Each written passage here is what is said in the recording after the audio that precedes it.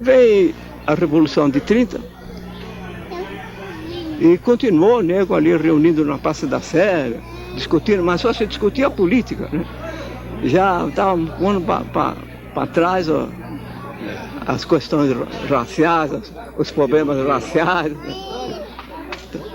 Então, já por intuição, né? O nego já estava sentindo a transformação social que ia haver. Não por conhecimento, por sabedoria, mas por intuição. Então o nego já estava vendo os escravocratas todos caídos, essa coisa toda. Então, na casa de reunião da Praça da Sé,